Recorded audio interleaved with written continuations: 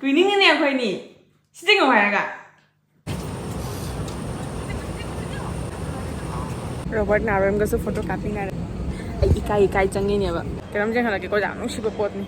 Mamma Cha, Nushidra. And I'm picking the go. And I'm not saying if I didn't do it. Can you see what? I don't know. Can you go?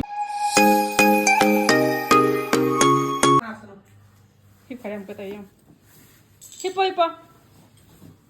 Okay, ang nupasi ki ping ki siga hap kharani loi na. Chan gadra siga. Siga chan ba su jai. Siga se a pitru ping ai ni. Chalo. To hap chalo. Hap chalo. Thaba kal li masu. Mangonda kainom pin na busy thamdradi sona thaba su bazar oi deba.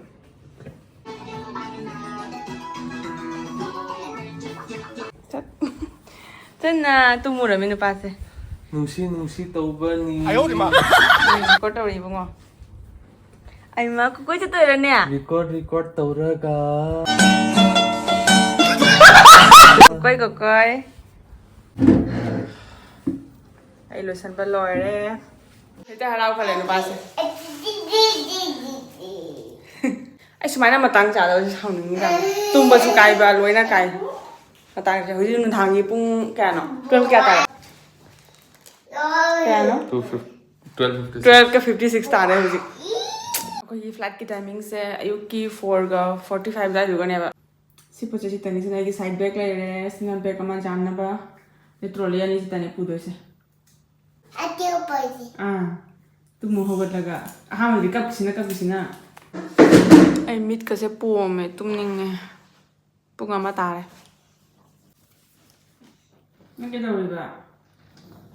Nge da ina da. Map jeng ini harus na map. Google Map.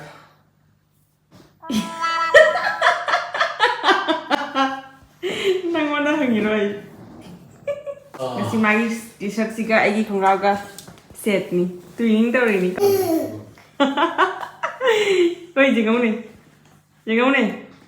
Matching. Sitting away ga.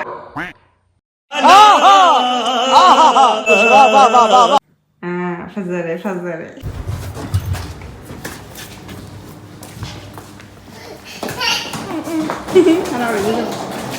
Thôi gari lại. Thằng nó lấy tung ra đi yên chị em pura. Sao la? Gari lại đây.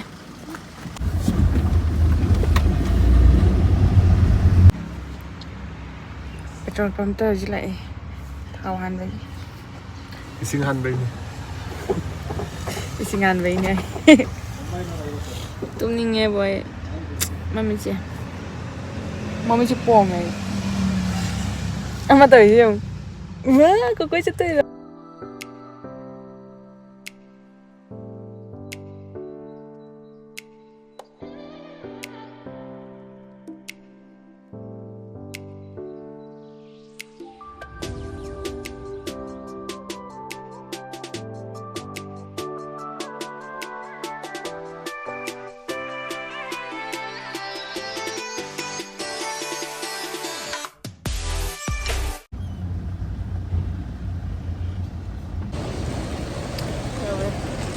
Pase tumura bani ado kum tha ba leng wa siga hoga le ma se ko to ko ai ko jau le ni bek ta de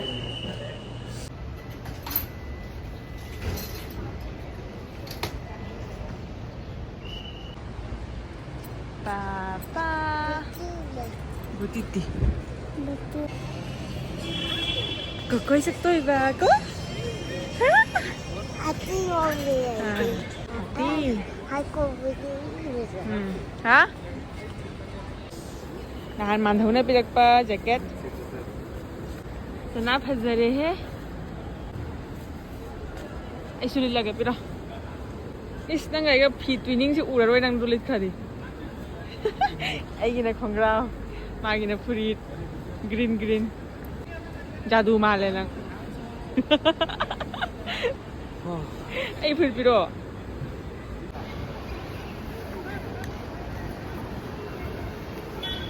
ꯅꯤꯡꯊꯝꯊꯥ ꯅꯨꯃꯤ ꯃꯥꯜꯂꯕ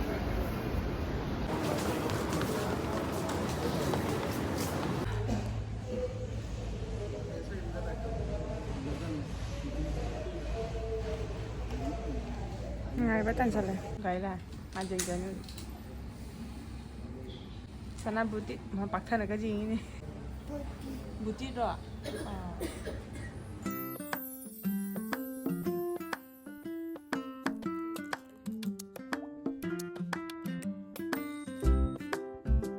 ꯁꯤꯒ ꯑꯉꯥꯡꯒꯤ diaper change ꯇꯧꯕ ꯆꯪꯉꯤꯅꯦꯕ ꯑꯗꯣ ꯑꯩꯅ ꯂꯥꯛꯄꯗ ꯃꯄꯥꯟꯗꯅꯦ ꯑꯩꯈꯣꯏ ꯃꯅꯤꯄꯨꯔꯒꯤꯗꯤ ꯌꯥꯝꯅ ꯐꯦꯃꯁ ꯑꯣꯏꯕ ꯃꯤꯁꯛ ꯑꯃꯅꯤꯀꯣ ꯔꯣꯕꯔꯠ ꯅꯥꯎꯔꯦꯝꯗꯣ ꯑꯗꯨꯗ ꯐꯝꯅ ꯂꯩꯍꯧꯔꯦꯕ ꯑꯩ ꯆꯪꯉꯒ ꯋꯥꯔꯤ ꯁꯥꯟꯅꯒꯦ ꯇꯧꯕꯗꯣ ꯕꯠ ꯏꯀꯥꯏꯔꯦ ꯃꯤ ꯃꯌꯥꯝꯁꯨ ꯐꯝꯅ ꯂꯩꯅꯀꯣ ꯑꯇꯩꯁꯨ ꯑꯗꯨꯗꯨꯅ ꯑꯩ ꯏꯀꯥꯏꯔꯦꯕ ꯁꯨꯅꯕ ꯕꯠ ꯑꯩ ꯑꯗꯨꯝ ꯚꯤꯗꯤꯑꯣꯗ ꯆꯥꯍꯜꯂꯛꯀꯦꯕ ꯃꯥꯁꯦ ꯁꯤꯒ ꯐꯝꯅ ꯂꯩꯔꯤꯅꯦꯕ ꯑꯗꯣ ꯑꯩꯅ ꯁꯨꯝ ꯆꯠꯅ ꯚꯤꯗꯤꯑꯣ ꯀꯥꯞꯄꯗ ꯁꯨꯝ ꯃꯇꯦꯛ ꯑꯃ ꯆꯥꯍꯜꯂꯛꯏꯅꯦꯕ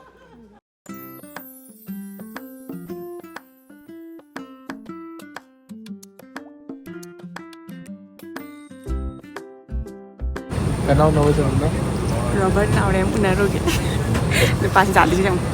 Bisa jawab. Jadi apa? Ita thajadana mase akhoiga same flight ta kabinareba. Adugadi aina chatlaga sum wari sunaruraga aina chaleba.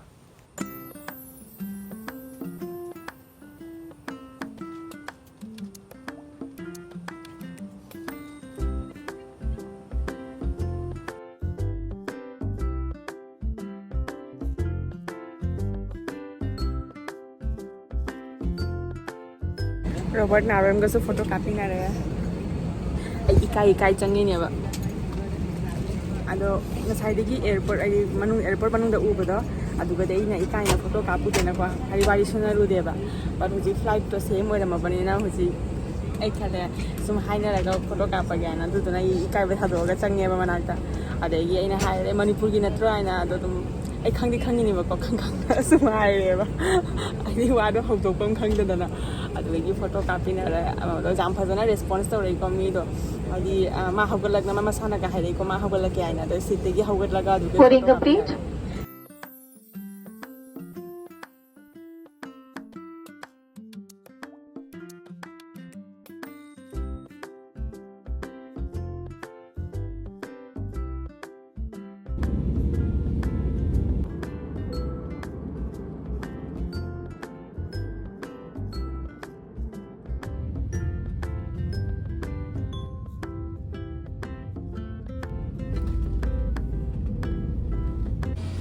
Sabi, open nung ay bro.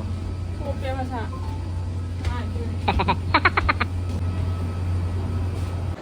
Huzi Kolkata airport manung daniaba ai kana flight da land oirakpa matamda ai o ghare masa sa nungai raktana aduna masa sa sum nungai tana leire huzi pa hi tuman gare sai siga hana tumagi hipagi mafam leirambani aduga huzi leiramre sofa chair tama lai huzi ama hifam thirune ai chalu ni khangabra khangde leitro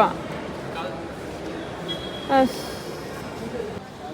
hojikte ayuki pung 9 tare ado khoi kenom khak chasi hana adugi man loba chakhiaba chabagi khoi ada phamaga chaga do ada di mi jami tilli do das kan pa siga tumba siga di chana bai du siga wena puraga char sena hai gare adugi loba chakhima chakti lamme but ai masa nungai ta basina ne ai orak paduna masa kha nungai ta chaning ba pokte ba dusu kenom chadra di masa sondhara ni ana dugi ma loba chakhiaba la char ha Burger na burger chaning de पूरा वो है क्या कहते हैं पूरा juicy क्या कहते हो juicy में अदु चार्ज ना नंग वबु ngai ना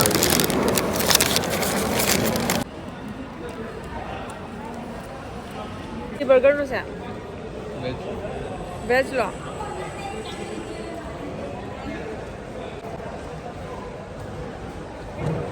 ai burger haina de du jamna but haina bari haina ibra pa mana taba akoi silchagi flight ki matam yang wat leba tunai bore oira ke do no khang de na son chatna leire keram jeng hala ke ko jang nung siba pot ni tuh mama maca nusidra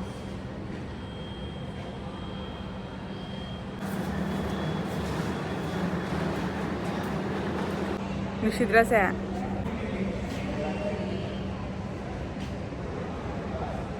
ubada nusibana loibani jengai pende idi angang siga mama si jengnari angang sina mama siga jengwai mong se akhoi nu pasina he ai ngona jengwai mong kha ga ning sanga ya ba ha Bye. Bye. bye siga bukan ni bye ni sanga iba na ano ni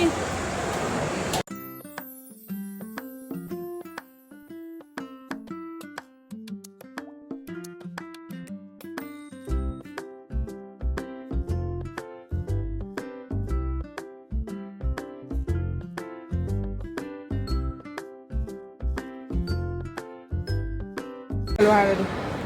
Sejak gaming, sejak kita gaming ini boarding tu apa hoga le? Line left kan?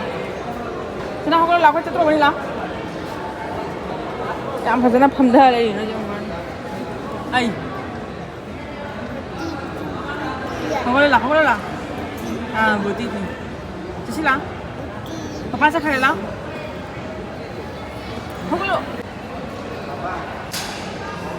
Mami kucing. Ini mana size?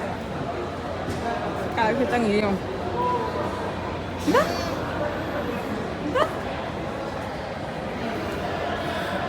ayo. Antara dia kau mau line dah lihat pura ke, ni aku ada di hanggar. Sejak ini prik sama.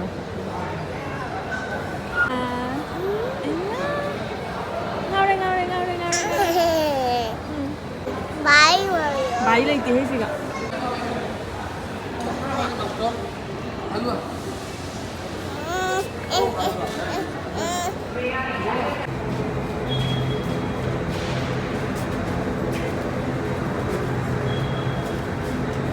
Siganya kau jatuh. Orang take off tu pada nungai tu pada. Aduga adagi landing tau pada ekdam moina phasana smoothly landing tau ri ai kesu masa nungai ta tau ta ne ba moina ne ta da mafam rang nai de ekdam hush lam tau bo goto aduga masa se mako ngawre oni ngai ba hekta adu bakhan do khan ba da talle jawre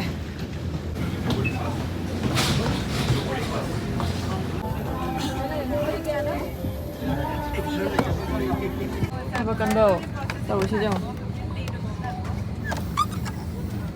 si tahun dere kap tu iba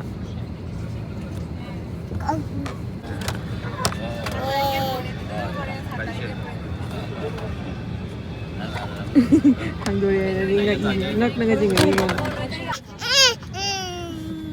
Mama. How? Kari. नमस्कार Indigo blue chip members का है register करें और हर Indigo flight पर Indigo blue chips earn करें धन्यवाद ladies and gentleman boys and girls Kolkata की take off तौदोरे हुजिगा दो ममा पापा लौबगी थोखरे हायबा आपकी सुरक्षा मैं एयरपोर्ट जब रही तब रनिंग हांग मतुंगा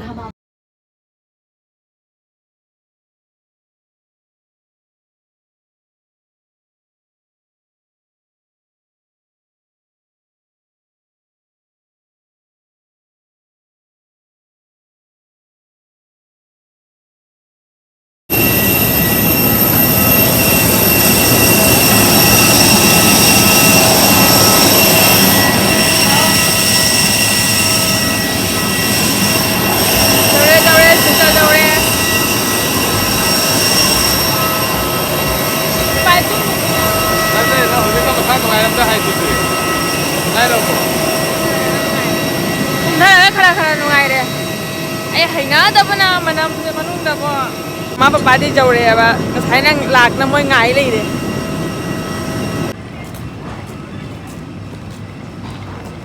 Uriban. Papa juga pak. Papa leh orang itu ni. Không có làm gì nè. Oh, mama lagi deh tu ada mama. Nok lagi mama. Hah? Mama nak kasih bayar mana? Di baca ansur. Mati kung dari mana puji. Kenapa ya? Và Kenapa mà ung lì cô. Ê, nó phải cái tàu cô. Kanan nó sẽ phải sẽ. Nó phải cái Buka tàu dai. ini. Ako ni sigalau nang sigalau nin sa tayo ni. Nó phải cái tàu Buka ini. dai, buka dai. Ay, buka jing din ni ay ba. Na buka lo. Bumti kali itu ini ba. Papa. Tuh. Keren dia. Ah, saya. Nang buku ka buku tu tu tu apa? Entah pun mana dah baju. Dah lah, sama dah, memang sudah dah. Ah, pun ngai dia. Gari tu orang tu ini. Gari tu mana kah? Gari tu orang na. No, kare, no, kare. Gari pun ni.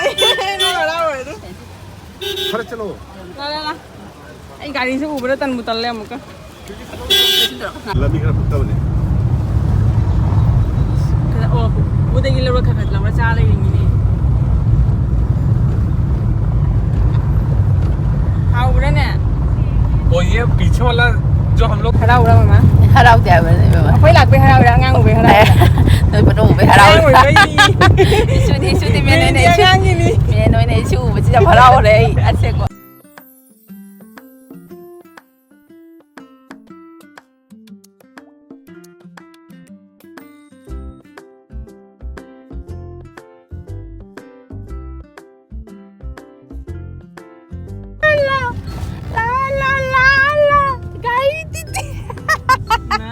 Dia ko.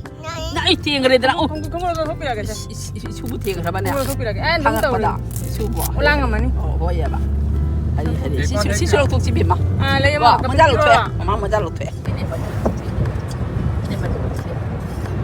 भाई ले रहा हूँ machine पास भाग लगे machine पास ले Harau man na gari tu ngai jagoi cha. Tôi xả rồi, tôi xả. Jagoi cha. Tại vì tôi đến đâu đi. Ai ba. Kai no si ba. Ai ba. Nó chim bỏ. Cái cái quái này im mà. Tôi bị con thằng con xả đi mình nè mà. Kang kon ni mi. Cái gì isu ni tôi xả bên trên mà phăng gì đó sẽ isu mình lang nó bộ nó quá. Gari tu ngai harau ni ma te ke sunat. Nó gãy thì tiếp tục mà bên này. Jauh finally zoom. Thế nào? Nang gari udah banya. Si babu ko pun lagi surprise dia ngalau surprise. Kakak. Im mà im. Tunggu dah dia ya. Ma coba sih tunggu ni ba coba sih. Lagi tu nak sih. Bisa. Ayo ayo. Ha? Off to hiyo. Mama na ai gina na phanek set ama su lai tharami. Se. Se. Phajare he masudi ura ga jam phajare. Ai dinga sai halaga jam phajana video ka pa ngam hodre hai di masa se waman gina ai halak pa dasu kumbi gram dagi ai gari tongba oi dana gari tongba da sa nungai te adu dana gari khara lakhalaga khoi thekoi ma koi khara leitra do thekoi ma koi do khara lakhalena adu ga lakhalaga masa sakta nungai raktre ba adui khangba ngamaktana otho khare phajana otho khare chaba di ke sum chara ma langba hawre ma gari thoba hawre adu na ai di masa se ora abnina ne masa se nungai tabana luare asonda madam lange do na isiga change masu siga inare tu na ya dinga sai lakpa ka masa se waman gina ne dum tum me bai tar kem cha re halaga ado mama na ilisa ga pan ga tawra ga thongna ga thamami ado ai nga sai di ke sum masa se nungai tum chaning ba pok tre ba ai makhnaw ga se mathaba ka se kem taw khare ba orak pa duna ado duna ma kok su chi pana loira ba ai di gai di na upai le tum ma ge ai cái em chán được bao nhiêu này thì mà sao sẽ qua mặn kia là tum mà gai là tum mè và tum mà cái gì sản ra ta là mè hồi trước hầu cái này đó bung mà ngai mà khai ta để tao làm mè đó hầu cái là cái hồi trước chắc chả đấy pan cái sao cái mà nó thông làm bao đó hầu nó sẽ được này từ nụ bị sản apple mày ăn chứ mai sản apple ôn nó lấy được xin này cái zoom để lạc bagi vlog ngay si vlog si dia isu hai si cái zoom lo sa lagi matang vlog temu nara siko bye bye